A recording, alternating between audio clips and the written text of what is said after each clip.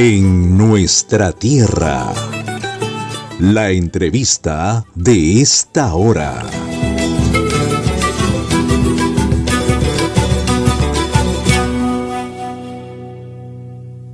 Y como hemos anunciado, damos la bienvenida al doctor Francisco Pantigoso, catedrático de las Universidades del Pacífico y UPC, director de la maestría en tributación de la UPC. Doctor Pantigoso, gracias por su tiempo. ¿Cómo está, Lizardo? Después de tiempo, qué gusto. ¿Cómo te va? Un gusto, doctor. Bien, siempre por este tema hay preocupación, pues porque ya se viene el cierre del año fiscal 2022, ¿no? Y siempre las empresas, producto de esta crisis económica, a veces existe preocupación para ver cómo se afronta este tipo de deberes fiscales. ¿Qué nos puede decir al respecto, doctor? Sí, generalmente es curioso, pero hablamos del cierre fiscal cuando estamos cerrando el cierre fiscal, ¿no? Cuando estamos cerrando el año. Ujú. Y debería ser al revés. El cierre fiscal se debe ver desde el primer día del año. Entonces, bueno, los que estén viendo ahorita alguna forma de resolver el tema, ya es a veces un poco tarde. Nuestra recomendación es que siempre uno tiene que, dentro de la economía de opción, dentro de lo que es legal, buscar las formas de pagar menos impuestos, ¿no? Eso no es eludir ni hacer simulación, pero tenemos que ser ordenados en las empresas y justamente lo que tú bien dices, la calidad ¿no? del desarrollo económico, la crisis que tenemos obliga con mayor razón a tener, ¿no? previsiones en este tema. Ujú. ¿Qué cosa es el cierre fiscal? El cierre fiscal viene a ser, ¿no? la evaluación tributaria de los resultados contables. Lo que vamos a hacer es tener un resultado contable que vamos a corregirlo. Y ahí viene el problema, porque lo que pasa, Lizardo, es que muchas veces las empresas no tienen sustento de sus gastos. Entonces, como son gastos que no tienen un correlato documentario, muchas veces se van a considerar como no deducibles. Y todo gasto no deducible, fíjate que el gasto está en negativo, ¿no?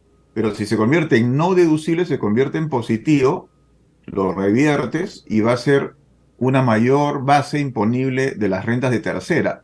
Y nadie en estos momentos quisiera tener pues una situación así. Por eso la recomendación siempre, ¿no? Y este tema es muy importante en las empresas, es que tengamos el sustento. Tenemos un contrato, ¿no? Tenemos un servicio, tenemos que tener el contrato, tenemos que tener también el informe de los servicios. Hacemos un viaje, tenemos que tener las evidencias del viaje. Siempre preguntarnos por qué y para qué se está realizando un gasto. Y eso, por ejemplo, debería estar consignado en las actas respectivas de las empresas, ya sea en Junta General de Accionistas o de directorio, poner justamente la justificación de los gastos. Generalmente los libros lo llevamos simplemente para pegar ahí, ¿no? El balance y el estado de pérdidas y ganancias, pero nos olvidamos que en esos libros puede haber una justificación de los gastos que justamente va a evitar que el gasto se considere no deducible. Pero el tema tiene que verse, como te digo, desde el inicio del año, ¿no? Y se tiene que tener toda esta documentación necesaria, doctor. La documentación no solamente es la factura ya es un indicio nomás. Ujú. Ya cuando antes estábamos con la DGC, ahora estamos con la SUNAT, ¿no? La SUNAT te va a exigir, y tiene toda la razón, una serie de evidencias documentarias respecto del que el gasto, ¿no? Demostrar que el gasto es relacionado con el giro de la empresa. Que el gasto, y eso se llama causalidad, ¿no? Genere rentas grabadas, que el gasto sea razonable. Yo no puedo pasar pues la gasolina de todo el barrio en mi empresa que es una bodeguita, ¿no? El gasto tiene que también ser proporcional y en el tema laboral seguir el principio de generalidad. Hay una serie entonces de condicionamientos y de topes que los buenos contadores pues van llevando de acuerdo a ley, ¿no? Pero como te digo y te repito, no es dable estar pensando en corregir las cosas que ya pues debieron darse durante todo el año. Lo que hay que hacer es desde el 1 de enero de todos los ejercicios estar pensando en este cierre fiscal, no generar la evaluación del cierre fiscal cuando ya está cerrando, ¿no es cierto?, el ejercicio. O sea que para Entonces, recomendación de valga esa los advertencia, que ¿no? nos escuchan, se inicia el próximo año 2023 y ya ir pensando al inicio del 2023 para Claro. que se tenga un cierre fiscal de ese mismo año.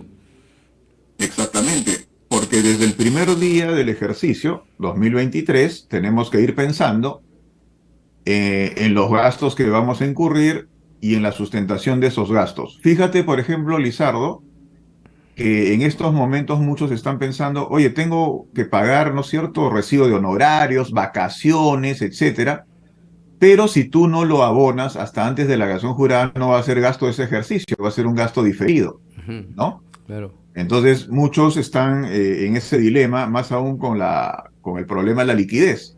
Claro está, Lizardo, que las normas deberían ser más aterrizadas a nuestra realidad, ¿no?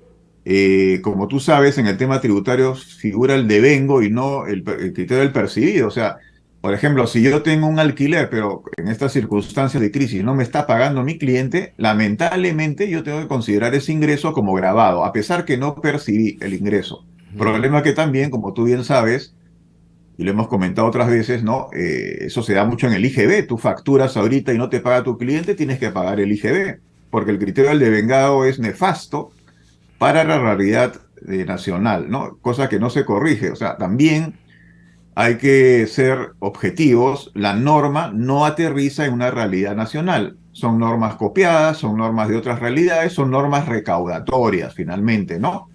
Pero que no se pone del lado del contribuyente. Entonces muchas veces el contribuyente va a decir, oye, yo quiero contribuir, pero quiero contribuir con algo que sea objetivo, justo, ¿no? Equitativo. ¿Cómo voy a estar pagando de algo que no he recibido? ¿No? ¿De dónde voy a sacar? Finalmente se tienen que endeudar con todas las consecuencias que eso va a generar, ¿no? Ujú. O sea que, Entonces, hay muchos temas acá por verificar, ¿no? Los que me escuchan y son contadores lo saben perfectamente, porque, como te digo, desde el inicio del año tienes que ir controlando ciertos topes. Tú lo sabes muy bien, el tema de los gastos de representación, por ejemplo, claro. tiene un tope de 0,5% de los ingresos netos hasta 40 UITs. Eso, una empresa ordenada lo va controlando mes a mes, pero no lo puedes controlar en diciembre, pues, o en noviembre, ¿no? Por eso digo que hay que empezar bien, ya estamos comienzo del año, que sirva lo que estoy mencionando para ordenarnos, ¿no? En el año que se avecina y pagar lo justo, porque finalmente los errores nos cuestan muy caro. Acuérdate que una deuda tributaria es tributo más intereses moratorios, ¿no? Que están en 0,9% mensual. Y también hay multas por más intereses moratorios. Entonces, tenemos que evitar justamente una situación de deuda tributaria que lamentablemente en estos momentos no tiene apoyo en cuanto a un fraccionamiento especial, ¿no? Como hubo, ¿se acuerdan? En el año 2020. Tenemos que pensar justamente en que el pago no sea ni más ni menos el tributo que se tiene que hacer, ¿no? Ujú. Pero eso obedece a que pues tengamos las previsiones del caso. El buen contribuyente es aquel que se adelanta a los hechos, no que está pagando incendios, ¿no? Sino que va previendo desde el inicio del año las acciones a seguir, Ahora, ¿no? doctor, Entonces, que este cierre fiscal sirva para eso, ¿no? ahora, doctor, Sí. ¿hay una diferencia del cierre contable, por ejemplo, del año 2021 en un contexto de pandemia a este año 2022 que estamos saliendo? Si bien es cierto, no hemos salido aún de la pandemia, pero ¿se han mejorado algunas cosas?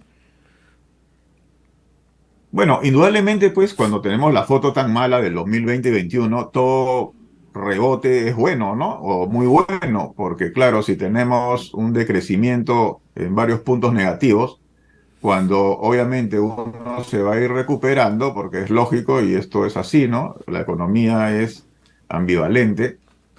Naturalmente, unos dirán, pero ya qué tanto beneficio más y ya te estás recuperando. Pero recordemos, Lizardo, que todo es relativo, ¿no?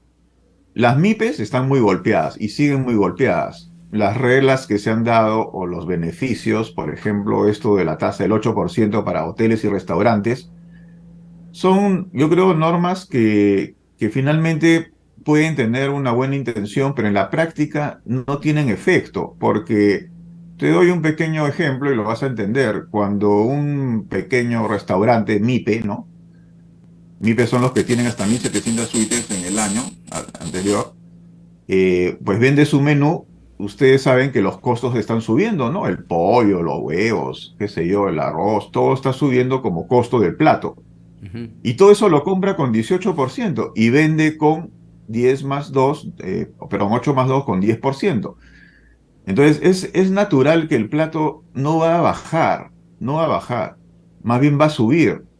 Y además ese pequeño comerciante no puede aprovechar todo su crédito fiscal porque compra con 18 y vende con 10. ¿Me entienden? Entonces, las normas no tienen una lógica, Ujú. ¿no?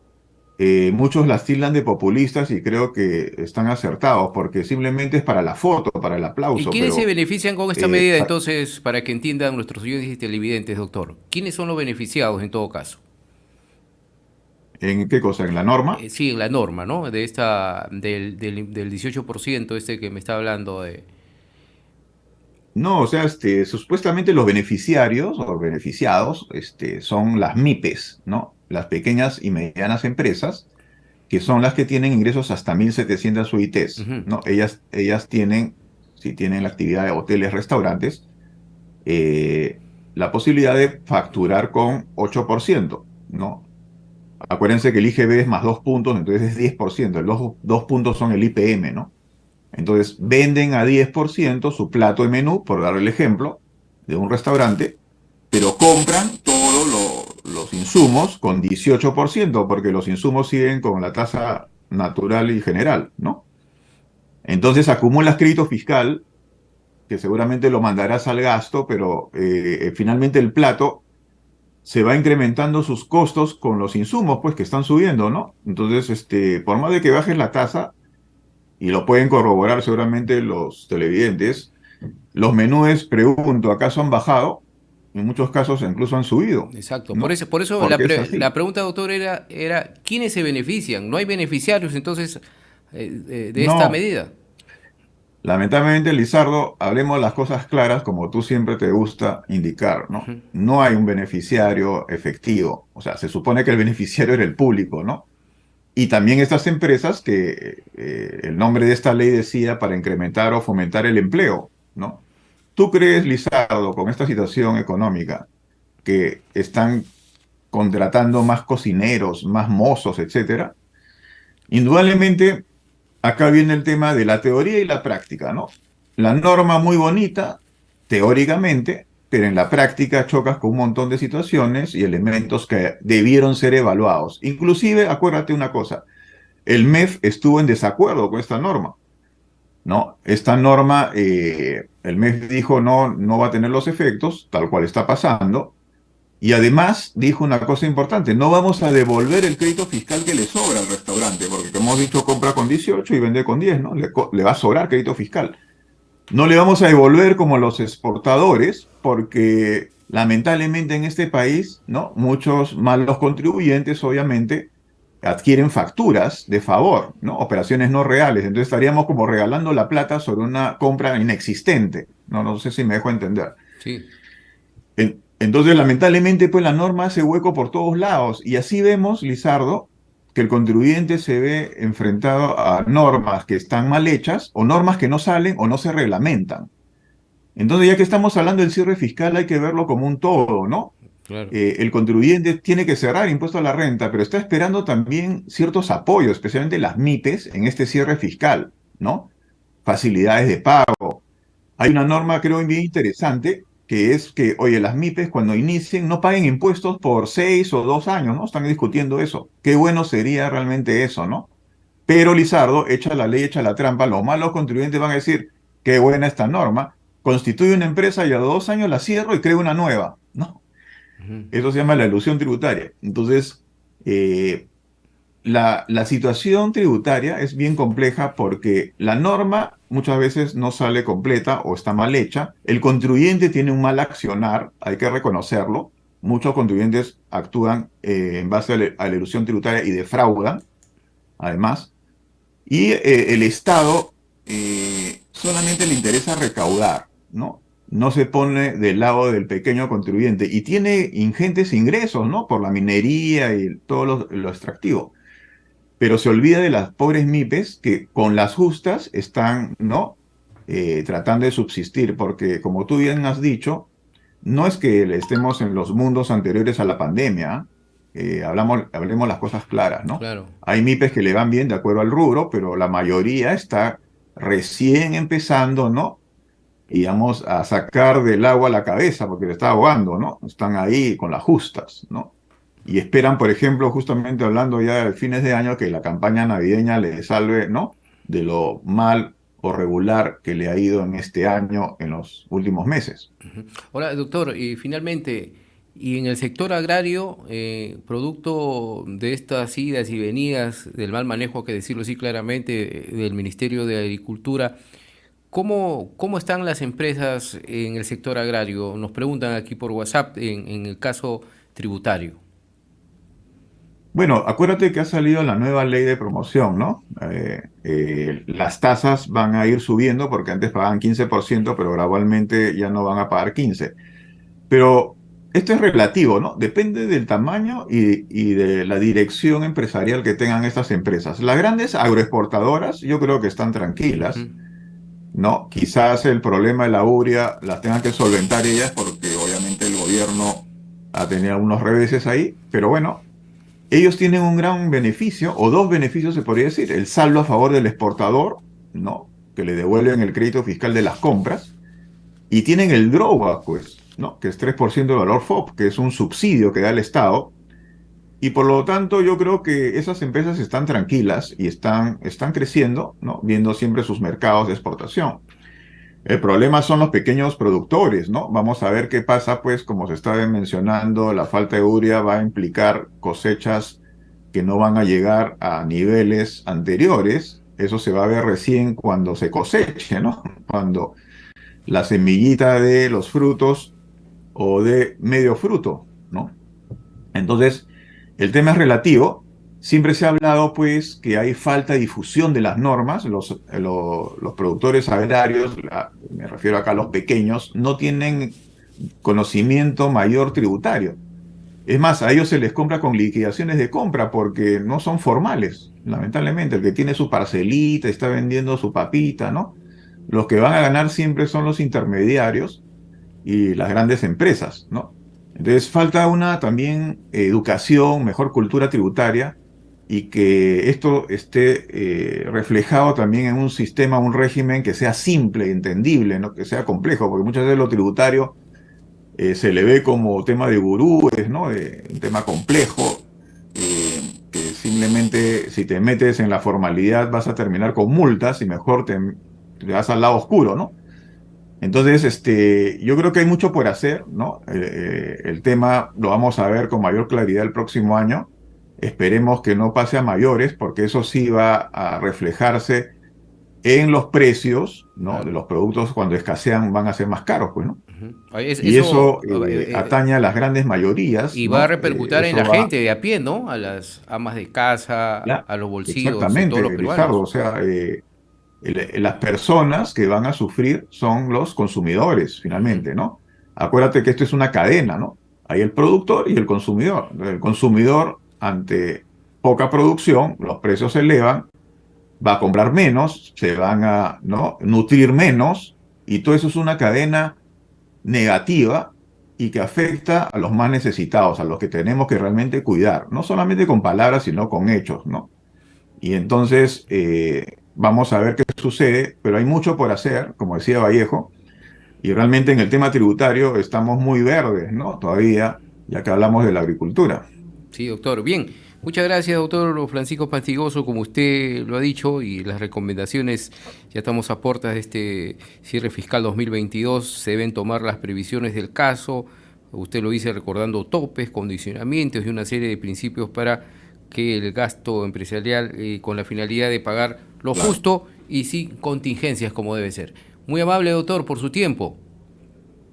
Encantado, Lizardo, un gusto y a las órdenes cuando Un gustes. Un abrazo. abrazo, doctor Francisco Pantigoso, Belloso, da Silveira, que ha estado aquí con nosotros en RCR. Él es catedrático de las Universidades del Pacífico y UPC, director de la maestría en tributación de la UPC.